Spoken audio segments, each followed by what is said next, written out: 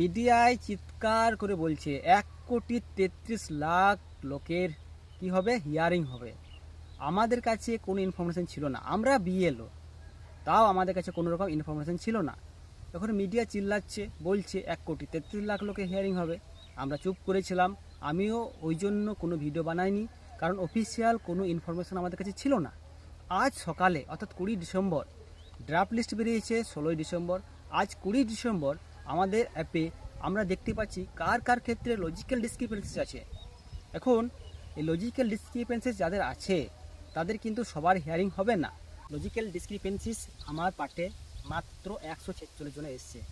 এই 146 জনের মধ্যে মোটামুটি 80 থেকে 90% হিয়ারিংয়ে যাবে না। আমি বলছি 80 থেকে 90% জেনুইন ভোটার, তারা কোনো মতে হিয়ারিংয়ে যাবে না, এবং বাকি 10%ও মোটামুটি জেনুইন ভোটার। তাদের ক্ষেত্রে হিয়ারিং হবে এবং তাদেরকে ডকুমেন্টস দিয়ে প্রুভ করতে হবে নিজেকে যে আমি জেনুইন ভোটার, বা আমার নামের ক্ষেত্রে ভুল ছিল, আমি পরে সংশোধন করেছি, সেই সংশোধন সংক্রান্ত তাকে ডকুমেন্টস সাবমিট করতে হবে হিয়ারিংয়ে। তাহলে এখন হিয়ারিং হবে কার?